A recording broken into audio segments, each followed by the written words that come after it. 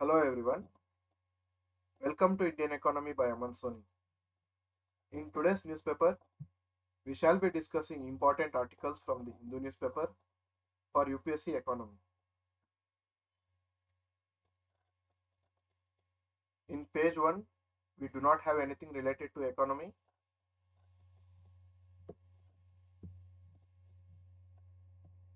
One can keep the local city news.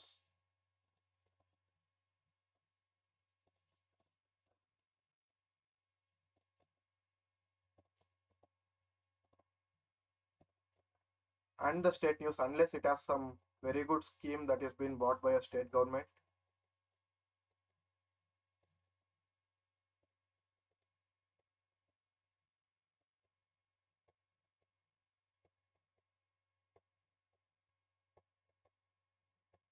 Here in page 8, we have the news about the Gati Shakti program. National Master Plan portal to be ready by March end. During the Independence Day program, the Prime Minister announced the National Gati Shakti Pipeline, the program wherein a digital platform would bring the 17 different ministries of the central government together for multimodal project connectivity. This digital program will have from the railways to the roadways, which will lead to integrated planning and coordination between various ministries for ease of investments. This master plan will have information about the geographical features, the forest, the religious sites, the archaeological sites, so that when the infrastructure projects are being made, they can circumvent this.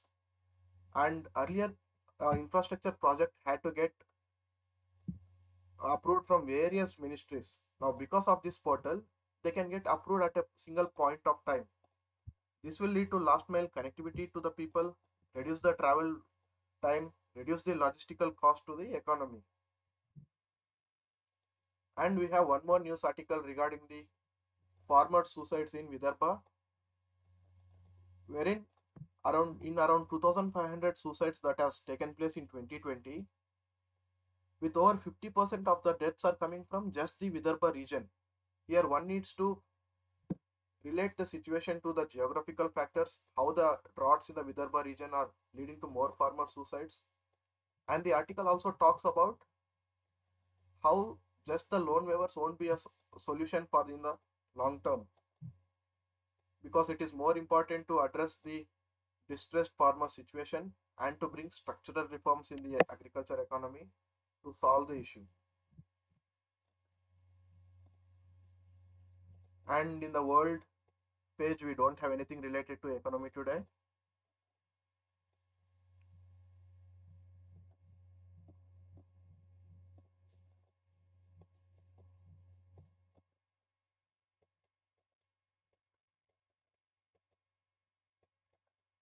Here we have a news related to the Davos Summit.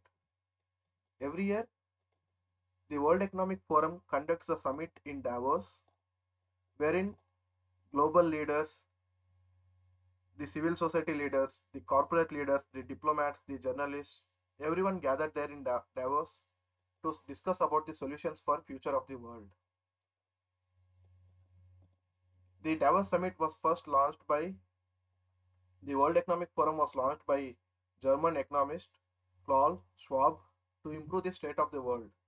Since then onwards, the Davos Summit has been a forum for discussing the problems that the world faces and to get a united front in facing those world problems like the climate change, the global economic recession, etc. But critics of this summit say that the summit is just elite. It allows only elitist people to come there, the global corporate leaders to come there who pay a hefty price for the tickets, and a limited number of people are facing the policy for the entire world. But to rebut that, the World Economic Forum organizers say that in recent years there have been people from diverse sections coming to the summit. This is very important article in today's newspaper in economy. India's reliance on Chinese goods surged in 2021. During the pandemic, the imports from China almost doubled. And this is a cause of concern and also a positive news at the same time. The cause of concern being, in the finished goods segment, we have almost doubled the chemical and electronic and auto component imports from China, wherein we import laptops and integrated circuit systems. But the positive news being, we are also importing intermediate products like the chemicals, wherein we get intermediate products from China, we manufacture them into finished products, and we are exporting it in turn to other countries. Thus, it shows that our exports are also increasing. But what is the reason for this sudden increase? One of the many reasons being the recovery in the domestic demand in India and the industrial recovery in China and India's growth in export, thus leading for demand for intermediate projects. Disruptions elsewhere in the world in supply chain, like we stopped the supply of coking coal from Australia during the pandemic. Thus, we had to import more from China, where it was very much available. So, the article finally concludes that in the long term, depending on finished products from China is bad for India, wherein the intermediate products that we import from China and thus we export to other countries, that's good. But we also need to strategically diversify our intermediate sources and not be dependent on any single country. Apart from this, we don't need to read the article on ICICI Bank. It is related to the internal affairs of the bank. And same with the S Bank's profits, we don't need to read that. And this is about a corporate company. We don't need to read that news.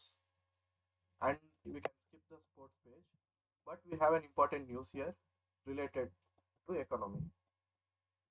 Public Wi-Fi's can create 2-3 crore jobs. Under the telecom policy of 2018, the government had brought in a objective of covering every panchayat of India with data connection. And it also had the objective of providing every Indian with 50 Mbps of connection speed. And here the article says public Wi-Fi's can create jobs. How the public Wi-Fi's can create jobs? Directly or indirectly, every public Wi-Fi can create at least 2 to 3 jobs, says the digital policy.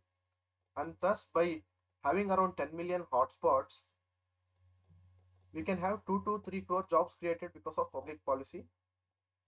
For further discussion on the National Digital Telecom Policy, you should refer the concepts video that we'll get in. And that's it for today in economy. Thank you so much.